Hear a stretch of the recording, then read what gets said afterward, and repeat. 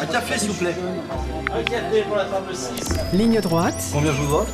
C'est beaucoup trop cher. l'addition. Et dans un instant, nous retrouvons notre partenaire Rémitel, donc partenaire de cette édition un vendredi sur deux. Mais avant cela, Richard de Sèze, qui est un invité culturel. Mais oui, bonjour Sean McKenna. Bonjour monsieur, Ouais. et bonjour aux auditeurs de Radio Courtoisie. Bonjour Voilà. monsieur. Pourquoi est-ce que nous recevons Bonjour. Sean McKenna qui dirige le comptoir d'Écosse parce que il est écossais et que nous allons parler de haggis. La panse de brebis farcie, n'est-ce pas? Un curieux et courageux sujet d'aborder à une heure si matinale, je dirais. Alors, c'est d'autant plus courageux que voilà, le haggis et le panse de brebis farci, ce sont des abats de brebis, avoine, épices, hachées, voilà. Sur votre blog, vous dites que le Larousse gastronomique précise que, citation, bien que sa description ne soit pas immédiatement attrayante, le haggis a une texture noisette exquise et une délicieuse saveur salée. Sean McKenna, pourquoi parler de haggis la veille du 25 janvier ? Parce que le 25 janvier, n'est-ce pas, c'est la date de naissance et un quasi-fête nationale pour les Écossais. Date de naissance donc de notre poète national qui s'appelle Robert Burns. Il n'est peut-être pas très connu en France, mais c'est peut-être l'Écossais le plus illustre connu dans notre pays. Alors, et Robert Burns, quel est le lien avec la haggis? C'est qu'il a loué et élevé au titre de chef de toute la race n'est-ce pas, des ragoûts, de saucisses, etc., le haggis, et c'est devenu le plat national d'Écosse désormais. Sean McKenna, est-ce que vous pourriez nous réciter le début du poème que Robert Burns a consacré au haggis? Voilà, donc je ne vais pas réciter le début, mais plutôt le fin, parce que le poème décrit donc le haggis dans des termes aussi élogieux que la Larousse gastronomique, n'est-ce pas, à juste titre. Mais le fin, parce que le fin a une petite connotation, une leçon plutôt pour nous autres d'aujourd'hui. Vous allez voir. Donc, après avoir décrit donc la haggis et comment elle est présentée et comment elle arrive sur la table, son odeur, son aspect surprenant, d'après Jacques Baudouin, mais néanmoins qui ne laisse pas indifférent. Donc le plat arrive et on va conclure avec deux petites deux strophes de ce poème et puis je vous les traduirai. Poor devil, see him o'er his trash as freckless as a withered rash, and spindle shank and gid-whip lash, and never knit, though bloody flood or field or dash, oh, how unfit. But mark the rustic haggis fed, the trembling earth resounds his tread, clap in his willy weave at blade, he'll make it whistle, and legs and arms and heads will sned like taps of thistle. Chers auditeurs, vous êtes bien sur Radio Courtoisie. C'est peu commun d'entendre de l'anglais à notre antenne. Mais voilà, c'est très joli, très bel accent. Et vous avez voilà un petit aperçu du dialecte écossais qui s'appelle Scots, et qui est en réalité l'anglais, mélangé à quelques mots gaéliques, mais c'est surtout l'accent et quelques mots qu'on pourrait qualifier d'argotique, mais qui fait une langue assez chantante, n'est-ce pas? Donc, elle était traduite ainsi, je vais devoir le lire cela. Pauvre diable, voyez devant ses rogatons, est faible comme un roseau desséché, sa jambe grêle est une vraie lanière de fouet, son poing une noix. Lui s'est jeté à travers la mêlée et le flot sanglant, il en est incapable. Donc ça, c'est celui qui ne mange pas de haggis, qui mange, dans le strophe précédente, Burns parle de ragoût français et des fricassés et de olio, ces plats, n'est-ce pas, qui étaient déjà connus en Écosse, qui venaient du continent. et qui vous laisse frêle et incapable de vous battre. Au contraire, la haggis. Mais observez le paysan nourri de haggis. La terre tremblante résonne sous son pas. Mettez une lame à son large poing, il le fera siffler et il coupera jambes, bras et chefs comme des têtes de chardon. Voilà. Donc, chers auditeurs, si vous avez envie d'être vigoureux et de faire trembler le sol sous vos pas, n'hésitez pas, commandez du haggis à lecomptoirdécosse.com et Sean McKenna en prépare. Alors évidemment, nous sommes la veille du 25 janvier, jour officiel de Robert Burns. Il n'y a plus de haggis sur lecomptoirdécosse.com, mais vrai. vous pouvez laisser votre adresse et le comptoir d'Écosse se fera un plaisir de vous prévenir quand à nouveau vous pourrez manger de la panse de brebis farcie. Et il y a un très joli blog avec notamment les citations de Jacques Baudouin que vous citiez tout à l'heure, Oui. comique français des années 60, sans doute oublié de beaucoup de gens, même sans doute d'une partie des auditeurs de Radio Courtoisie. Sean McKenna, vous avez créé le comptoir d'Écosse, il nous reste 2-3 minutes. Pourquoi est-ce que vous êtes venu vous installer en France? Est-ce que c'est au nom de la vieille et grande amitié franco-écossaise? Oh, ça serait bien poétique de dire cela. J'ai suivi mon épouse qui. Ah ben c'est très poétique aussi. Ouais, oui. Oui. Disons le grisaille écossaise, il fait chaud dans le pub, mais n'est-ce pas il pleut beaucoup. Et mon épouse a du sang sicilien et ça ne va pas. Voilà. Et donc, on a trouvé un compromis, n'est-ce pas, en France. Voilà, entre la Sicile et l'Écosse, la France. Votre haggis est fait avec des moutons français? Oui, absolument. Elle est préparée en France par un boucher écossais, figurez-vous, qui a trouvé le temps gris en Écosse un peu pesant aussi. Et comme moi, il est venu en France et il fait vraiment un excellent haggis. Un des meilleurs d'après mes clients. Un des meilleurs qu'ils ont goûté, y compris des Écossais qui disent ça. Donc, et nous sommes difficiles, n'est-ce pas? Bon, en tout cas, merci Sean McKenna. Je rappelle lecomptoirdécosse.com et voilà, les vrais échanges multiculturels, c'est à base de tripes de brebis et non pas à base de musique douteuse. Merci mille fois d'avoir été avec nous et j'espère. Et un verre de whisky, n'est-ce pas? Attention. Oui, bien sûr. Et un petit verre. Ouais, il est 9h15, mais on en parle déjà. Mais, merci Sean McKenna. L'addition.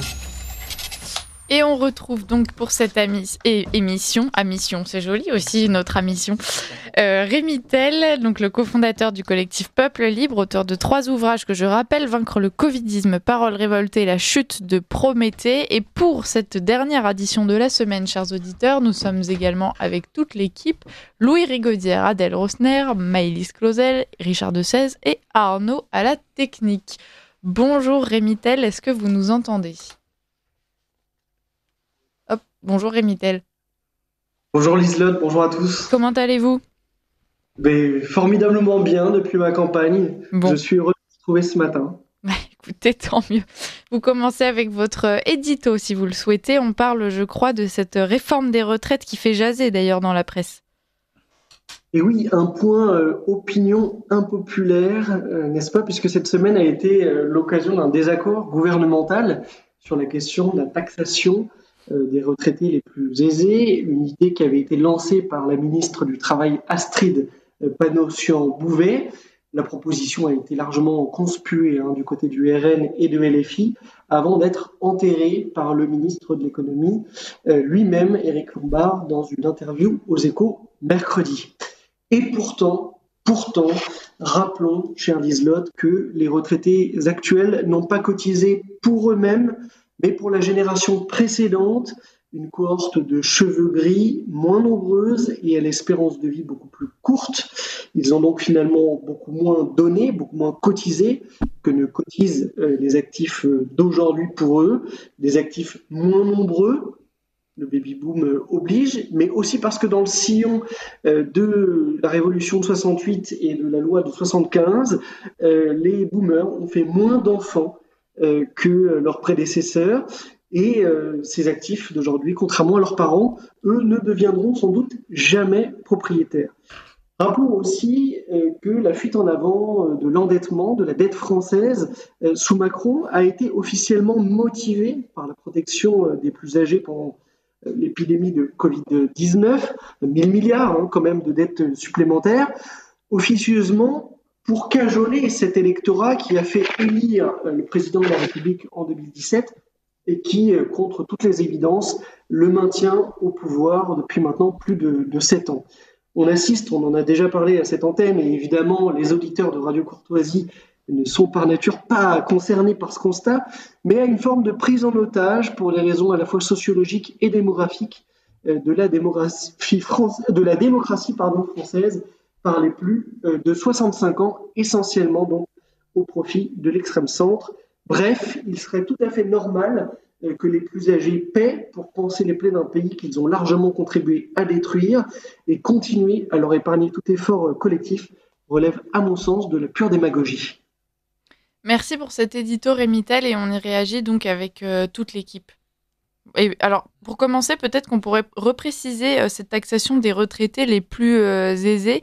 Il y en a certains qui ne sont pas d'accord, puisque je crois que le seuil est fixé à 2 000 €. On a reçu cette semaine, Richard de Sèze a reçu cette semaine Jean-Frédéric Poisson, qui a poussé un coup de gueule à ce propos, en expliquant que 2 000 €, c'était pas être si aisé que ça. Richard de Sèze, quelques mots. Effectivement, Jean-Frédéric Poisson l'a dit. L'argument de Jean-Frédéric Poisson repose aussi sur l'idée qu'il y a un contrat qui a été noué entre l'État français et le retraité, comme quoi il avait droit à ça, puisque ça faisait partie des promesses de l'État social. Et est-ce que véritablement, à votre avis, un retraité a droit à sa retraite au point qu'on n'y touche jamais, et que l'impôt touche d'autres classes d'âge, mais pas cette classe d'âge-là? La promesse faite aux retraités depuis que le système de retraite par répartition existe est d'être pensionnés, à un niveau conforme à celui des cotisations. Or, les retraités d'aujourd'hui reçoivent une pension qui est proportionnellement bien supérieure à leur taux de cotisation tout au long de leur vie de travail. Et je crois que la proposition, pour le coup, du gouvernement, d'Astrid de Panosyan, ne revenait pas à surtaxer les retraités les plus aisés, mais simplement à les faire contribuer à l'effort collectif. On sait aujourd'hui qu'une grande partie de l'épargne des Français, qui se chiffre à plusieurs centaines de milliards d'euros, est entre les mains des retraités, et personne ne veut l'avoir mobilisée par la force. Ce serait d'ailleurs une forme de coup d'État même fiscal. En revanche, il n'est pas complètement illégitime que l'argent mis de côté par les retraités puisse servir à financer le redressement des comptes publics, et des comptes publics qui ont quand même alimenté un État social, un État-providence qui leur a très largement profité. Est-ce que le vrai problème, c'est pas surtout la manière dont, en France, on refuse de parler de retraite par capitalisation depuis des décennies, et que les partis de gauche, qui ont accepté que cette retraite existe pour les fonctionnaires, qui ont même fait en sorte qu'elle existe très profitablement pour les fonctionnaires, refusent que ça soit appliqué aux salariés du privé? Alors, je suis complètement d'accord avec vous, Richard. Et d'ailleurs, quand on a entendu cette semaine les témoignages de retraités interrogés dans la rue par les chaînes d'infos en continu, on se rend compte qu'ils attendent du système de retraite par répartition les effets du système par capitalisation. C'est-à-dire pensant avoir cotisé pour eux-mêmes, alors que non, ils ont cotisé pour la génération qui les précède. Et nous cotisons pour eux, en réalité. Et le système de retraite par capitalisation, beaucoup le disent, y compris parmi les moins libéraux, s'apparente à une sorte de gigantesque pyramide de Ponzi, n'est-ce pas, et voué à terme à l'effondrement. Donc, j'espère que ce débat-là peut permettre de relancer le sujet, mais la porte, au moment de la discussion sur la réforme des retraites, a quand même été très timidement ouverte. Rémitel, est-ce qu'il n'y a pas aussi un problème de priorité? Est-ce qu'on se poserait toutes ces questions si, par exemple, l'argent des Français servait exclusivement à financer, par exemple, les retraites des Français, et pas à payer les soins médicaux des clandestins? C'est vrai, Liselotte, mais qui a entraîné cet état de fait? Qui a soutenu depuis 40 ans les politiques conduisant à favoriser le regroupement familial, à permettre une immigration massive, qui a lancé dans les années 80 ces associations Touche pas à mon pote, SOS Racisme? Vous voyez, il faut bien un moment payer d'une certaine façon les conséquences de son inconséquence. Ce n'est pas notre génération qui a fait cela. Et vous parlez de priorité, je suis assez d'accord. Je vois ce scandale que provoque la proposition de taxer un petit peu plus les retraités les plus aisés. Dans le même temps, le gouvernement, enfin en tout cas la présidente de l'Assemblée nationale, remet sur la table le projet de loi sur la légalisation de l'euthanasie. Et là, le silence est plutôt la règle. Alors que pour nos aînés, c'est un vrai sujet. C'est-à-dire que 500 personnes meurent chaque jour en France sans avoir accès aux soins palliatifs, sans pouvoir bénéficier d'un accompagnement digne, sans pouvoir bénéficier d'une prise en charge lorsqu'ils sont atteints de maladies chroniques. Je pense par exemple à la maladie de Charcot, qui sert de grand argument à la légalisation de l'euthanasie. Aujourd'hui, quand on est atteint de la maladie de Charcot, il faut 1 an et demi pour obtenir un fauteuil roulant, par exemple. Et là, on ne dit rien. Et donc, c'est une solution de facilité. Et comme par hasard, je crois que Philippe de Villiers le soulignait, comme par hasard, le débat sur les retraites arrive en même temps que celui sur la légalisation de l'euthanasie. C'est assez révélateur de l'état du débat démocratique que l'un scandalise quand l'autre ne suscite que l'indifférence. Est-ce que vous ne pensez pas, parce que dans vos propos, on sent quand même la volonté de faire payer donc à cette génération les conséquences de la politique choisie pendant des années et même du style de vie appliqué aussi, puisque c'est une génération, on le sait, qui a quand même fait assez peu d'enfants. Mais finalement, est-ce qu'ils ne sont pas déjà sanctionnés, ne serait-ce que par le climat aujourd'hui dans lequel on vit? Je parle pas bien sûr de météo, mais voilà, l'insécurité, l'augmentation du prix de l'immobilier. Enfin, il y a plein d'effets à toutes ces politiques qu'ils ont menées. C'est déjà une sanction en soi, et en l'occurrence celle-ci, si on choisit de l'appliquer, il y a fort à parier qu'elle s'appliquera aussi aux générations suivantes, à la nôtre, pourquoi pas, Rémi, et ce serait assez dommage de faire rejaillir même sur les générations à venir ces choix-là qu'ont fait ensuite des gens qui probablement seront nés un jour 150 ans avant. Alors déjà, je reprécise, parce que je sais que c'est un sujet éminemment épineux et éruptif, que si vous écoutez ce matin Radio Courtoisie, vous n'appartenez pas à ce constat qu'on est en train de faire. Sur la question du paiement des conséquences, comment dire, en politique, la liberté politique est conditionnée au principe de responsabilité. Donc, il est assez logique qu'on puisse demander des comptes, y compris par le biais de transferts fiscaux, à cette génération, et d'autant que les erreurs, je l'ai rappelé, ne sont pas des erreurs très lointaines. Le Covid, par exemple, les 1000 milliards de dettes du Covid ont été justifiés par demande de l'électorat âgé, qui est essentiellement un électorat macroniste, une demande de protection. Et vous parlez du coût, j'y vois aussi un bénéfice politique, c'est-à-dire en taxant les retraités les plus âgés, le gouvernement finalement cirerait la branche sur laquelle l'extrême centre est aujourd'hui assis et terminerait de désolidariser l'ensemble de la société française d'avec cette politique et d'avec ce pouvoir. Donc c'est un peu cynique peut-être de ma part, mais finalement c'est la dernière clientèle qui reste aujourd'hui épargnée par le pouvoir macronien.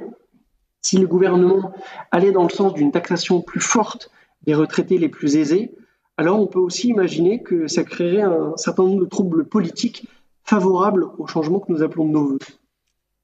Oui, non, mais vous voit hocher de la tête. Oui, non, mais bien sûr, je suis tout à fait d'accord avec Rémi Tel. C'est un sujet extrêmement épineux, notamment sur le plan politique, évidemment, et on ne peut pas faire exactement ce que l'on souhaite là-dessus. C'est un électorat tellement important, tellement massif et tellement engagé qui vote à chaque élection. Et c'est vrai que si on se met les retraités d'un côté, si on se les met dans la poche, entre guillemets, on arrive un peu plus à gagner une élection. C'est ça c'est la réelle politique, malheureusement. Et donc c'est vrai que voilà, tous les partis hésitent à vraiment toucher, ne serait-ce qu'un cheveu, sur les réformes ou sur les dépenses, etc. Mais alors après, quand on voit la réalité économique, j'en parle aussi énormément, c'est vrai qu'il y a déjà une colère qui se fait, notamment chez les actifs, notamment numériques, que je constate. Il y a un slogan qui circule énormément et qui est régulièrement cité dans les médias, baisser les retraites géantes des boomers pour rendre aux actifs le fruit de leur travail. C'est en train de se monter, vous allez l'entendre de plus en plus, parce qu'on est en train d'arriver à une période de l'histoire où il y a beaucoup plus de personnes âgées. Et je crois même que dans l'histoire de France, il n'y a jamais eu autant de personnes âgées là dans les 10-20 ans qui viennent. Ça va être vraiment colossal. Et donc, est-ce que finalement, pour vous, Rémy Tell, si la solution ne vient pas sur un plan politique, ça va se faire par la force économique ou autre, parce que finalement, ça sera totalement intenable au vu du nombre de personnes âgées qu'il y aura en France. Je vous coupe simplement, mais concernant cette question des retraites géantes, justement, il y a cette petite musique où on finit par convaincre les Français qu'ils sont entourés de retraités super riches qui vivent dans les centres-villes. Bien sûr, mais non. Les retraités, c'est aussi des gens qui n'arrivent pas à se chauffer l'hiver. Voilà, c'est ça. Et je pense même que moi, je connais plus de retraités qui peinent et qui doivent faire leurs petites économies pour payer leurs frais, etc., que de retraités qui roulent dans leur grosse bagnole parisienne. Oui, bien sûr. Je parle des retraites dorées qui sont vraiment massives en France, évidemment. Mais qu'en pensez-vous, Rémy Tell ? Et qui étaient celles ciblées par la proposition du gouvernement. Il ne s'agissait évidemment pas de taxer ceux qui touchent par exemple le minimum vieillesse. Il n'empêche que dans la moyenne, le niveau de vie aujourd'hui des retraités français est supérieur à celui des actifs. Et c'est un fait politique et c'est même un fait anthropologique d'une certaine façon. Avec ce paradoxe, à nouveau, d'un niveau de vie facialement supérieur des retraités et en même temps d'une prise en charge de leurs conditions de vie qui est très insatisfaisante. Regardez comme le système des EHPAD, par exemple, aujourd'hui, contraint les familles. Souvent, d'ailleurs, le poids financier ne pèse pas sur les retraités eux-mêmes, mais sur leurs enfants, avec parfois des restes à charge de près de 3 000 euros chaque mois. La question de la fin de vie a fait l'objet de très peu d'investissements au cours des dernières années, et la société dans son ensemble n'est pas complètement adaptée à la question du vieillissement cognitif, du vieillissement cognitif par exemple. Donc, cette protection, en réalité, des retraités et des retraités les plus aisés ne leur garantit pas des vieux jours heureux. Et c'est là où, en plus, il y a une forme de terrible hypocrisie. C'est-à-dire qu'on se demande si on n'est pas en train d'épargner les retraités pour, finalement, gagner sur leur dos à la fin quand même. Vous voyez ? Donc c'est un mensonge, en plus. C'est une aberration économique. C'est un problème de justice, mais c'est aussi un mensonge à l'endroit de nos aînés, en fait. Rémy Tell, le problème, comme l'a souligné Louis Rigaudière, c'est que l'ensemble des partis politiques visent cette clientèle. Donc Astrid Panosyan s'est fait tacler par l'intégralité du corps politique, de Renaissance jusqu'au Rassemblement national. Autrement dit, personne ne veut toucher à la manne potentielle des voix des seniors, comme on dit aujourd'hui. Est-ce que on ne peut pas se dire que, puisque le vrai problème, c'est d'abord un problème de déficit, c'est d'abord un problème de ressources de l'État, qu'il y aurait d'autres solutions plus pertinentes à très court terme pour engager de véritables économies et un véritable financement. Quelles sont les dépenses qu'il faut absolument couper immédiatement ? Jean-Yves Le Gallou et la Fondation Polémia ont fait un colloque sur les dépenses inutiles et même les dépenses néfastes. À votre avis, quelles sont les dépenses les plus néfastes et les plus rapidement, économisables ? Ce qui grève complètement le budget de l'État français ne sont pas les services publics, contrairement à ce que beaucoup de gens imaginent, mais ce sont les transferts sociaux, c'est-à-dire les prestations sociales, qui sont souvent d'ailleurs des primes aux loyers élevés, c'est le cas des APL. Les APL sont des subventions aux propriétaires. La prime d'activité est une subvention aux salaires peu élevés. Et donc en réalité, l'État a tenté de pallier de marché, mais renforce cette défaillance de marché-là. Et c'est ce qui lui coûte aujourd'hui le plus cher. De mémoire, le budget annuel de l'État avoisine les 300 milliards d'euros, quand celui de la sécurité sociale, l'ensemble des transferts sociaux, l'aide médicale d'État, mais aussi ces remboursements et divers et variés, ces allocations. On est plutôt autour de 900 milliards d'euros. Et donc, si on veut réduire la dépense publique, et aujourd'hui c'est impérieux parce que c'est une question de liberté politique et de marge de manœuvre politique. Regardez le plan qu'a annoncé Donald Trump sur l'intelligence artificielle, 500 milliards de dollars, on est pour, on est contre. Moi, je suis assez réservé sur le fond. Enfin, vous voyez ce que la volonté politique exige de deniers publics. Donc, pardonnez-moi, ce sont des deniers qui sont privés, ces 500 milliards, puisqu'il y a par exemple SoftBank, etc. C'est pas uniquement un investissement public. Repartons plutôt sur votre idée vous attendez en fait une espèce de choc de libéralisme en France, où l'ensemble des transferts sociaux en fait, on crée une économie de rente d'une certaine manière, puisque donc on permet à quelqu'un d'avoir la sécurité de son loyer grâce aux APL, etc. Et donc on a réussi, sous prétexte de lutter contre les rentes, à multiplier les rentiers. Et là, en fait, non. Très bien. Rendons au marché ce que le marché fait bien, enlevons à l'État ce que l'État fait mal. C'est ça. Après, il y a une question évidemment de réel politique. Aujourd'hui, rappelez-vous de l'émoi suscité par la baisse de 5 € des APL, qui encore une fois sont une subvention au loyer cher et une subvention aux propriétaires. Aujourd'hui, le gouvernement qui déciderait de couper dans les transferts sociaux s'exposerait de façon inévitable à une révolte de grande ampleur, une révolte politique de grande ampleur. Et donc, il n'y a rien à attendre de la part des pouvoirs en place, qui par nature ne le feront pas. La question étant de savoir si l'heure est arrivée déjà pour que les Français constatent par eux-mêmes, avant qu'on coupe cette manne, les effets délétères de ce fonctionnement. À titre personnel, je ne le crois pas. Je pense qu'il va falloir, c'est très cynique, mais creuser encore un petit peu avant de pouvoir accepter l'idée que l'État-providence tel qu'il a été organisé depuis 1945 partait des meilleures intentions, mais a créé une sorte d'enfer, un enfer pour les salariés, un enfer pour les créateurs de valeur, pour les créateurs d'entreprises, et aujourd'hui nous prive de ce que nous pouvons attendre en premier lieu de l'État, c'est-à-dire une protection sur le plus essentiel, à la fois par le soin à l'hôpital, mais aussi une protection de tous les jours, dans la rue par exemple.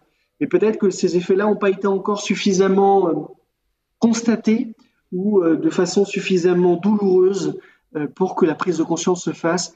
Et je crois qu'on est d'une certaine façon à l'heure moins une, mais le moment est peut-être pas encore tout à fait venu. Et c'est la raison, au fond, de la paralysie politique dans laquelle on est pris aujourd'hui. C'est-à-dire que on a besoin impérieusement de trouver de l'argent, mais cet argent peut pas être trouvé sans déclencher une révolution. Il y a aussi un autre sujet dont on parle très peu, parce que le revers du libéralisme, c'est ça, enfin, plutôt l'autre face du libéralisme, c'est ça.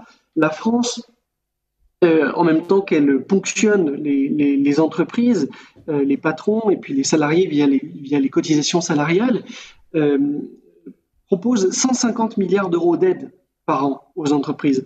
Quand on est libéral, on peut pas non plus se satisfaire de cette situation. Et donc, il faut mettre fin à un certain nombre de transferts sociaux, mais il faut aussi mettre fin à cette sorte de capitalisme de connivence qui est devenu aujourd'hui la règle, où on gagne de tous les côtés et où l'argent du contribuable sert à être réinjecté dans l'économie privée. Richard Dessay, si vous voulez, je sentais que vous étiez à fond, il vous reste 2 minutes. Non. Ce qui serait intéressant, c'est plutôt de demander l'avis des jeunes. Mais... Voilà. Vous qui commencez à travailler, qui toucherez peut-être une retraite misérable quand vous aurez 84 ans, Maëlys, qu'est-ce que vous pensez du système de répartition ? Moi, je suis assez d'accord avec Rémitel en réalité. Enfin, je pense que, comme on dit, il y a pas de fumée sans feu. Donc, en réalité, je pense que d'ici là, il y a quand même de l'eau qui fera, de l'eau qui passera sous le pont, comme on dit. Donc, j'ose espérer qu'il y a un petit peu d'espoir sur la répartition et qu'on ne sera pas sous l'eau et qu'on sera quand même récompensé de tout le travail que l'on aura produit durant toute notre vie. Et vous, Adèle, quelle est la mesure que vous aimeriez faire passer pour éviter de mourir dans la pauvreté, le froid et la famine quand vous serez bien vieille ? C'est une question piège que vous me posez, Richard. Je n'en ai absolument aucune idée. Obligation d'au moins 3 enfants par foyer. Allez hop, c'est parti. Non, mais franchement, j'avoue que c'est malheureusement, je m'y intéresse de plus en plus en écoutant toutes les émissions de Ligne Droite, parce que c'est un sujet qui revient souvent, mais je pense que comme beaucoup de jeunes, on ne se sent pas forcément assez concerné par ça, ça semble loin. En tout cas, moi, ça me semble loin, ma retraite me semble très loin, et j'espère qu'elle sera... elle est encore... il me reste un peu de temps, mais donc j'avoue que je n'ai aucune idée d'une mesure particulière. Faudrait peut-être s'interroger aussi sur la façon, peut-être, de faire payer, comme le disait Rémy-Tel, cette génération dorée de mai 68, sans que ça intervienne sur des retraites qui, elles, concernent tout le monde. Je pense qu'il y a d'autres perspectives, si c'est vraiment ça le but, mais encore une fois, a priori, il y a aussi beaucoup d'argent à puiser ailleurs. J'invite les auditeurs à se rendre sur la chaîne YouTube de Polémia. Pour une fois, ce n'est pas la nôtre que je conseille, mais enfin aussi, bien évidemment. Mais une fois que vous aurez fini de regarder toutes les vidéos de Ligne Droite, allez voir la rediffusion du dernier colloque de Polémia à propos de ces dépenses nuisibles. Et puis ça redonne un peu espoir en l'avenir, même aux jeunes. Des sous, on en a, faut juste réussir à les trouver. En deux mots, pour finir sur une note positive, c'est ce que vous esquissiez, Liselotte. Le meilleur moyen de garantir l'avenir de façon joyeuse et sans coût, ça reste de faire des enfants. Parce que ce problème de répartition et du système de retraite par répartition, c'est avant tout un problème démographique. Et donc, si demain, les femmes françaises, les jeunes femmes françaises, non plus 1,5 ou 1,6 enfants en moyenne, mais 2,2 ou 2,3, eh bien, on peut déjà leur garantir que leurs retraites seront payées. Voilà, Salomé Saké n'aura pas d'enfants et en plus une retraite minable. Merci beaucoup Rémy-Tel pour cette addition. Le débat est encore ouvert, on en reparlera, chers auditeurs.